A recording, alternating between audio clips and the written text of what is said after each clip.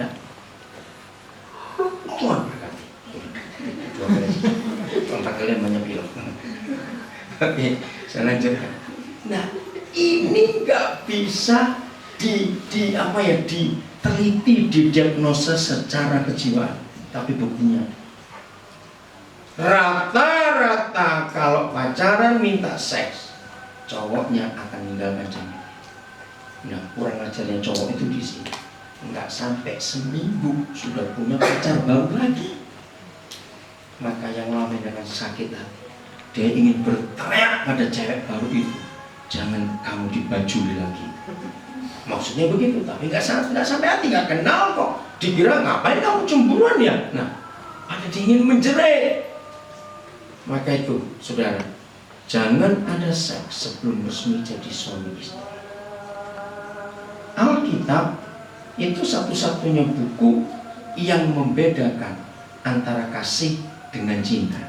Saya ulangi, Alkitab itu satu-satunya buku yang membedakan antara kasih dengan cinta. Hanya Alkitab, tidak ada buku lain. Semua buku di dunia, semua ulasan di dunia, kasih dan cinta itu sama, nggak ada bedanya. Ternyata tidak. Dalam bahasa Alkitab, kasih itu agapao atau agape, cinta itu eros. Nah, dari kata itu muncul kata erotik. Nah, cinta itu ada unsur seks. Maka Alkitab mengajarkan, cara baca ayatnya 1 Korintus 13. Seluruh pasal itu nanti pelajari, cuma 13 ayat, nggak banyak. Dalam 1 Korintus 13 dituliskan bahwa selama pacaran hanya boleh pakai kasih. Cinta harus dipakai setelah resmi jadi suami istri. Karena dibedakan. Nah, kalau pacaran sudah pakai cinta, maka korban cinta itu pasti perempuan. Maaf, jangan tersinggung. Hampir nggak ada korban cinta laki-laki yang berbeda, pasti perempuan. Maka itu pemudi-pemudi, cewek-cewek diberkati Tuhan, jaga diri kalian. Korban cinta pasti perempuan. Ada 1-2 laki-laki, tapi jarang sekali. Kenapa pasti perempuan? Ini dia, maaf, selaput darah yang Tuhan letakkan di rahim gadis, itu Tuhan gak iseng. Apa saja yang Tuhan ciptakan kepada di dunia ini, di alam semesta ini, pasti punya tujuan. Alis, siapa tahu apa tujuan Tuhan ciptakan alis? Jangan bilang, ya pengen kan kalau nggak ada alis suka kerok semuanya kok Pak Ogah pelontos itu. Enggak. Alis bukan cuma untuk hiasan supaya cantik, cakep, tidak. Ini fungsinya sebagai talang, supaya mata ini nggak rusak. Katakan amin. Ini talang. Saya pernah cari dan saya ketemu di anatomi tubuh manusia. Cuping telinga, tahu cuping? Ini loh. Saya ini orang yang suka iseng. Saya tanya Tuhan, ngapain kau ciptakan? Saya udah lebih, sedikit aja lebih, kan nggak banyak bukan? Kenapa nggak dipapras? Kan lebih cantik, lebih rata. Kenapa cuma muncul? Ini cuma berapa sih? Coba pegang semua. Nggak ada orang nggak punya cuping. Tahu ya cupingnya? Di sini nih loh. Punya tahu semua nggak ada. Papa kita nggak mungkin lupa. Lebihkan sedikit ini aja itu nggak mungkin. Ternyata ada 2 fungsi cuping. 1, peredam suara. Jadi suara sekencang apa kan?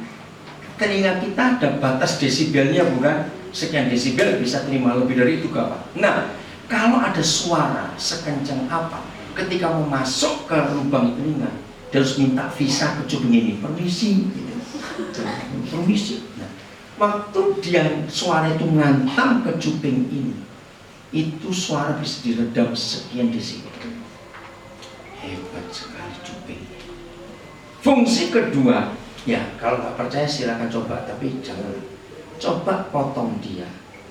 Suara kan jadi vertigo. Siapa pernah main layangan? Kalau nyinting kan dikasih berat sebelah bukan. Nah, ini cuping itu untuk keseimbangan. Jadi bukan Tuhan iseng lupa dikasih lebihan dikit, tidak. Nah, saya bisa cerita yang lain-lain. Sekarang rahim, apa selaput darah di dalam rahim gadis, itu Tuhan tidak iseng. Maaf ya saya berkata apa, hanya Alkitab yang mengajarkan. Robeknya selaput darah yang bukan suami pemilik yang merobek, itu merobek jiwa yang punya selaput darah. Maka itu harus diresmikan dulu jadi suami istri. Ini bukan aturan gereja atau aturan agama, tapi ini surga yang mengatur. Kalau suaminya yang sah sudah resmi merobek, itu nggak ada rasa sakit. Tapi kalau pacar, apalagi kalau diperkosa, suara saya nggak didengar. Saya itu minta kepada pemerintah sudah lama, semua pemerkosa itu dihukum mati. Ngeri sekali pemerkosa itu.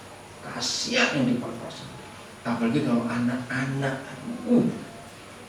menderitanya itu luar biasa. Ya, jadi begitu cowok sudah menikmati keperawanan pacar, 99% dia pasti ditinggal dan cari yang lain. Nah, itulah manusia. Maaf, waktu saya diskusi beberapa psikiater, psikolog, mungkin dok, saya bilang, ya kan sudah pernah nyoba sekali, namanya manusia, kan hanya nyoba 2 kali. Dan nyoba 2 kali nggak mungkin orang yang sama, saudara cuma sekali. Maaf, itulah jahatnya manusia. Jaga diri kita. Jadi kalau sudah resmi, aduh, masuk rumah tangga itu indah dan menyenangkan sekali. Itulah Bapa kita di surga dalam mengatur semua seluk-beluk pernikahan. Jadi kitab suci kita ini buku tentang pernikahan yang sangat luar biasa, mengajarkannya hal-hal yang sangat hebat, teliti sekali,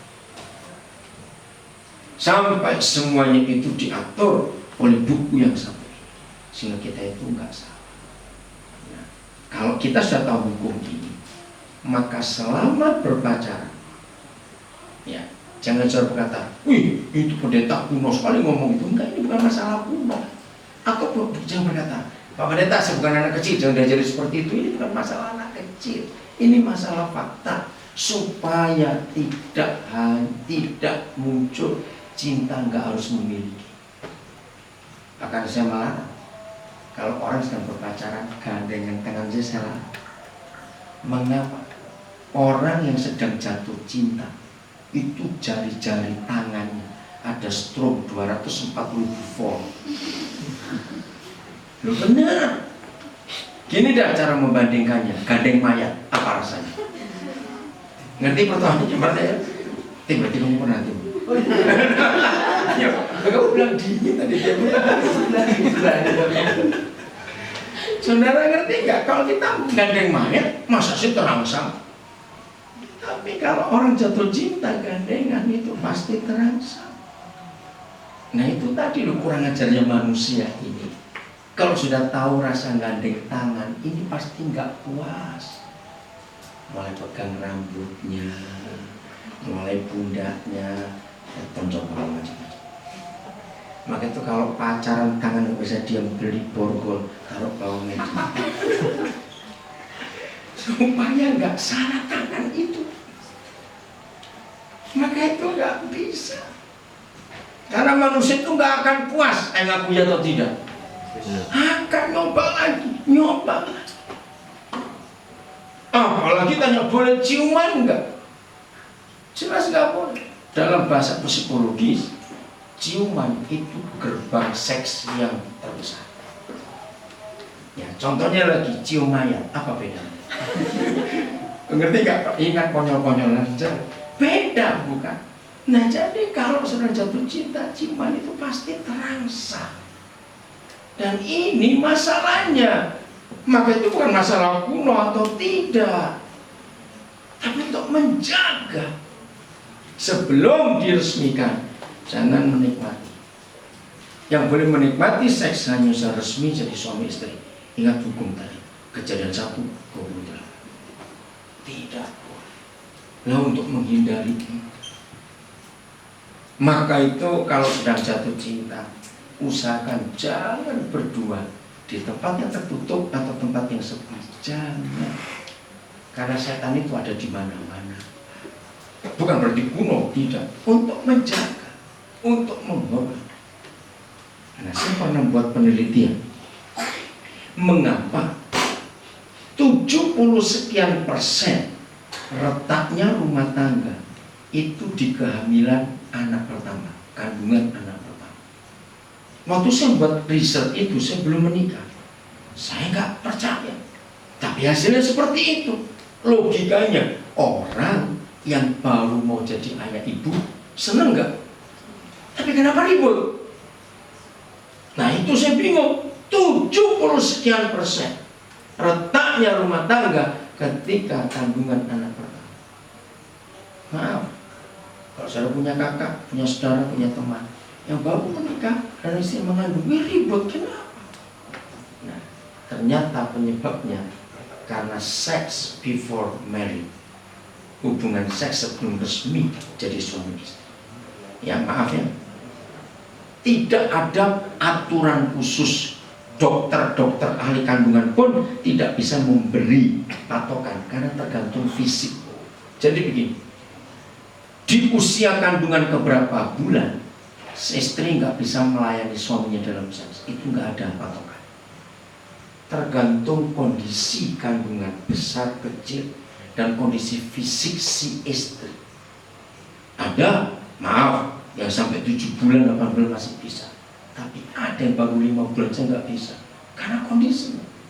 Nah, ketika seks sudah dinikmati sebelum menikah, saya mulai dari cowoknya, ceweknya dulu.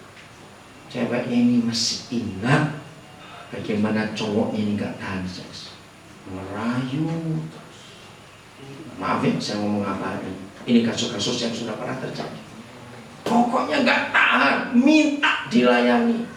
Ya, karena memang cinta. Itulah bahasa anak muda. Nuruti aja. Kalau nggak ditinggal, memang mau menikah, nggak apa-apa. Mereka berkata, oh. Nah, begitu kandungan sudah mulai besar, istri sadar bahwa dia nggak bisa melayani suami. Nah, di sini logika. Jangan-jangan aku kan kenal siapa dia. Untuk sekian waktu jadi nggak tahan. Ini aku sekian bulan. Nah, suami yang bangga sebentar lagi akan jadi papa karena anak mulai. Tiap pulang dari kerja siul, ceria, bahagia karena mau jadi papa. Jujur, istri menerimanya apa? Jangan-jangan ada cewek lain. Kok tiap kali pulang kerja senang-senang terus? Betul nggak coba ini kan manusia. Dan suami itu nggak tahu kalau istrinya curiga seperti itu. Wah, ketika dia datang pulang kerja dipeluk. Nah, suami masih mikir, oh mungkin ini nggak ada istri hamil nggak suka dekat suaminya. Ada seperti itu. Memang nggak tahu orang hamil jadi aneh-aneh. Ada istri hamil bau badan suaminya bisa buat gitu. Ada, jadi macam-macam. Nah, istri merasa ya udahlah, suami merasa oh mungkin lagi ngidam, nggak suka aku, nggak apa-apa. Ayo saya mau tanya, sebodoh-bodohnya orang bodoh, kalau dicurigai itu rasa atau tidak? Saya tanya cepat. Sebodoh-bodohnya orang bodoh dicurigai itu merasa atau tidak? Nah, suami tidak curiga, tapi makin hari dia makin bahagia karena sudah dekat jadi papa. Istri makin apa? Makin dalam curiga. Lama-lama rasa enggak? Begitu suami merasa, tahu, jadi kamu curiga aku selama ini.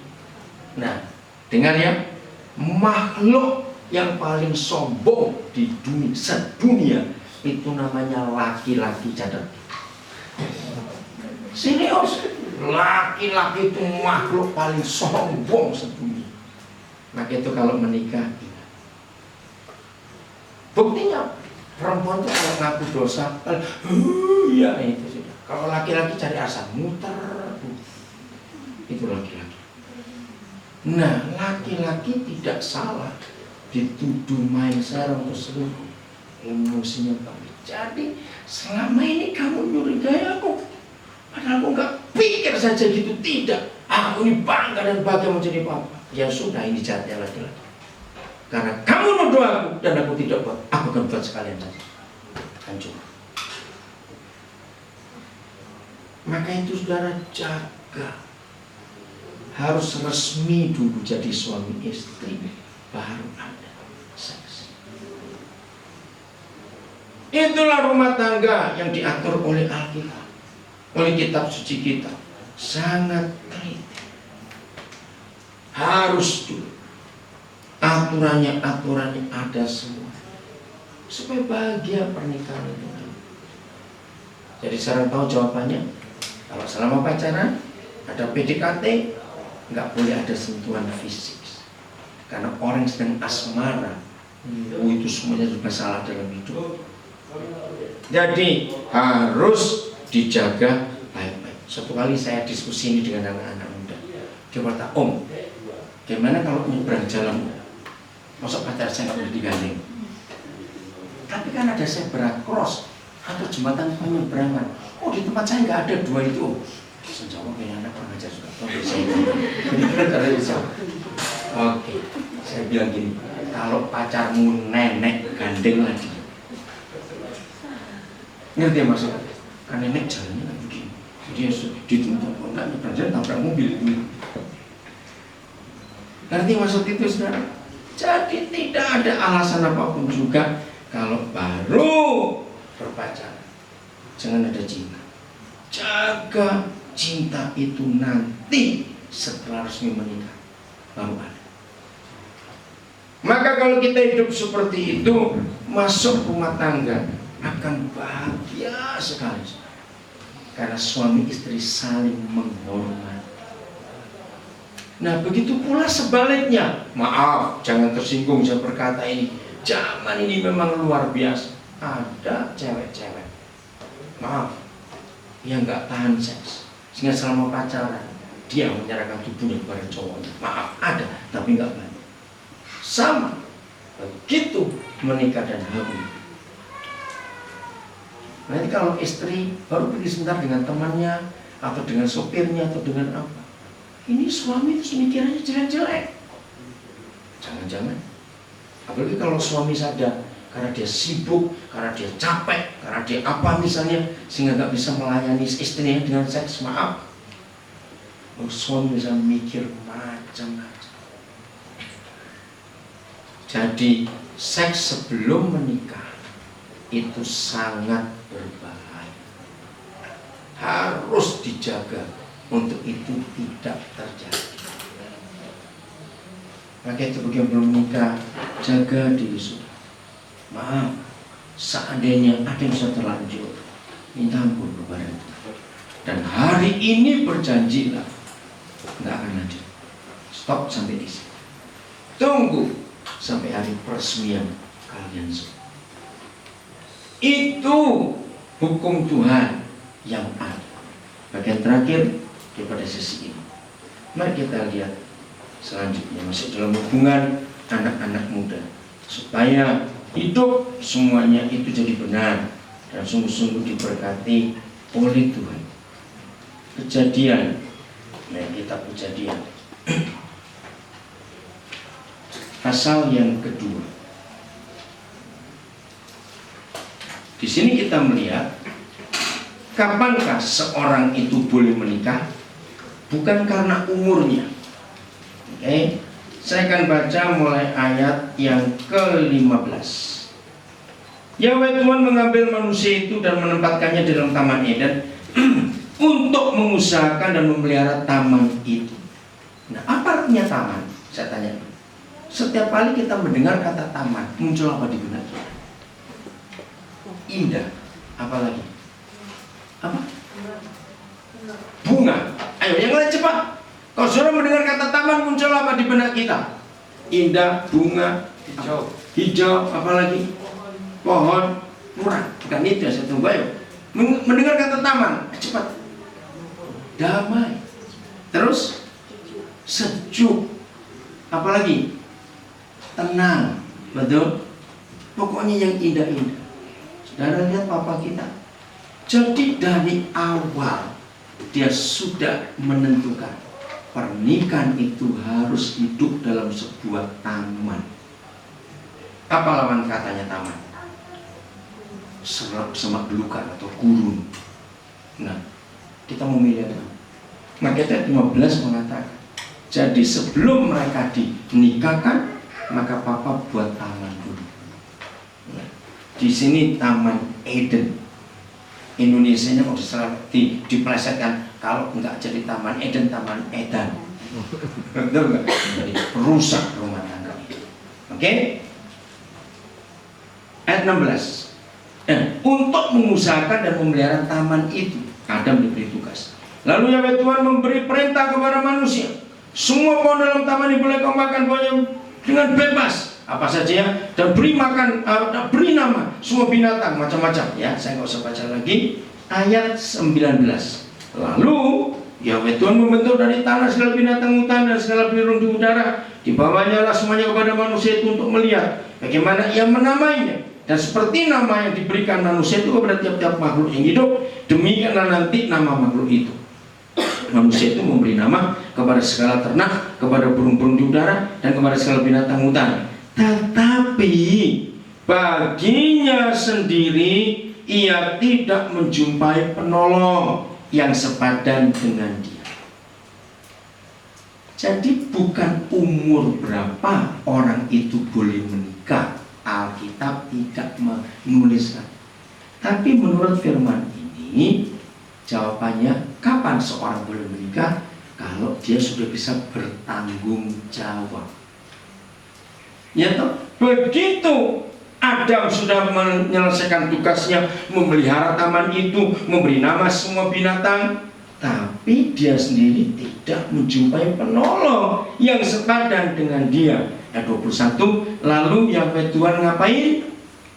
Membuat apa ya? Manusia itu bagaimana? Nah, jangan cuma baca tidur, nyenyaknya itu penting. Seorang Tuhan pernah mengajar, kenapa harus ada kata nyenyak? Oh nggak cukup, cuma cukup tidur. Sekarang bayangkan, orang yang tidurnya nggak nyenyak, itu artinya mata melek sebelah, betul nggak? Nah, waktu ada mata melek sebelah, Tuhan buat Hawa istrinya. Pas komentar, Tuhan itu ujungnya kurang mancung Tuhan. Aduh Tuhan, itu kupingnya terlalu besar Tuhan. Aduh bibirnya terlalu wah. Nah itu kalau nggak dibuat tidurnya supaya nggak cerewet, tidurnya. Tapi kalau kita pakai istilah kedokteran, ini kan ada operasi tulang rusuk, bukan operasi jerawat, beda. Kalau operasi jerawat cuma bius lokal, nggak mungkin operasi tulang rusuk bius lokal. Adam kejet-kejet. Ngerti? Jadi dibuat tidur nyenyak karena bius total. Nah, inilah syarat orang menikah, bisa bertanggung jawab. Nah, dalam bahasa Indonesia enak kalau kita balik. Jadi kalau ada orang belum bisa bertanggung jawab lalu menikah, berarti dia baru bisa jawab tanggung-tanggung. Artinya beda enggak? Beda sekali. Nah, Tuhan Yesus mengajarkan, belajarlah dari burung. Oh, itu bagus sekali. Mulai hari ini selidiki tentang burung. Mumpung juara 2 hari di sini, ada banyak pohon di terawas ini, saudara bisa lihat. Burung itu luar biasa. Ternyata di negara mana saja tidak ada burung itu kawin, apalagi betinanya bertelur sebelum dia buat sarang dulu. Kagum gak pada burung-burung ini? Maka itu cewek-cewek kalau mau didekati seseorang dan serius, tanya dulu rumahnya ada enggak. Kalau jawabannya gampang, taman mertua indah, langsung putus. Jadi beli pintu satu aja belum bisa minta kawin, harus buat sarang dulu. Nggak harus punya rumah sendiri, tidak harus boleh sewa, boleh kontrak, tapi jangan tinggal dengan orang. Burung itu seperti itu. Jadi Kapan orang itu belum menikah? Jawabannya setelah bisa bertanggung jawab. Ini bisa mimpin hidupnya dan bisa mimpin keluarganya nanti. Itu hukum yang luar biasa. Dibuat tidur nyenyak. Terus ayat yang ke-20 berapa tadi ya? 21. Lalu Yahweh Tuhan membuat manusia itu tidurnya. Ketika ia tidur, Yahweh Tuhan mengambil salah satu rusuk daripadanya, lalu menutup tempat itu dengan daging. Dan dari rusuk yang diambil Yahweh Tuhan dari manusia itu dibangunnya seorang perempuan, lalu dibawanya kepada manusia. Nah, saudara harus teliti membaca. Adam itu dijadikan, tapi istrinya itu dibangun. Jadi Hawa tidak diciptakan seperti Adam. Ya, jangan bingung dulu. Ini tapi kebenaran.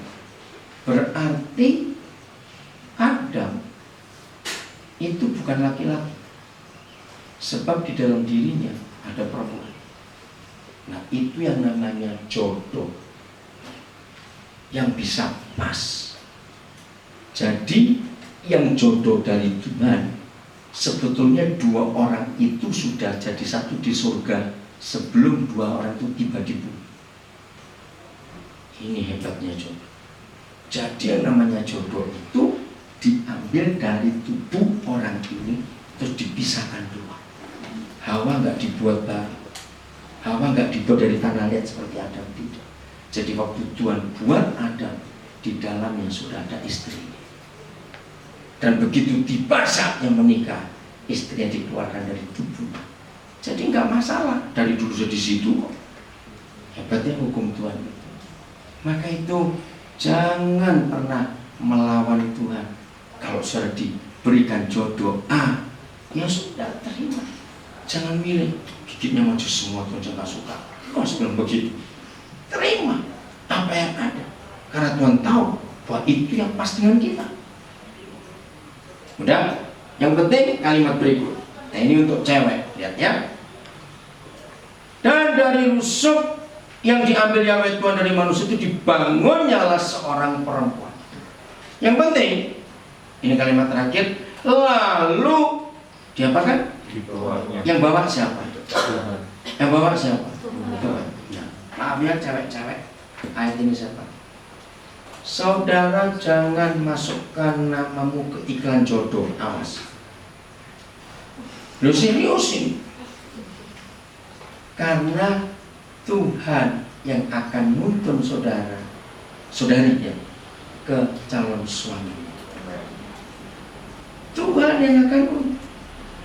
Maka dalam pernikahan secara Yahudi, pengantin laki masuk dulu ke gereja, baru pengantin perempuan masuk digandeng oleh ayah, karena ayah. Jadi cewek-cewek gadis-gadis, Tuhan sudah punya jodoh untuk masing-masing. Tunggu sampai Tuhan yang membawa saudara. Lagi sekali, kehendak Tuhan semua orang menikah. Itu kehendak. Jadi mulai hari ini, lihat bagaimana surga sebagai seorang sutradara yang luar biasa. Dan dia paling tahu masing-masing ini cocoknya dengan siapa, karena masing-masing kita dulu itu pernah jadi satu. Dan kalau waktunya tiba akan dikeluarkan dan diketemukan. Jelas ya? Indah bukan kalau begitu? Oke, sesi ini saya akhiri sampai di sini. Tuhan memberkati kita semua.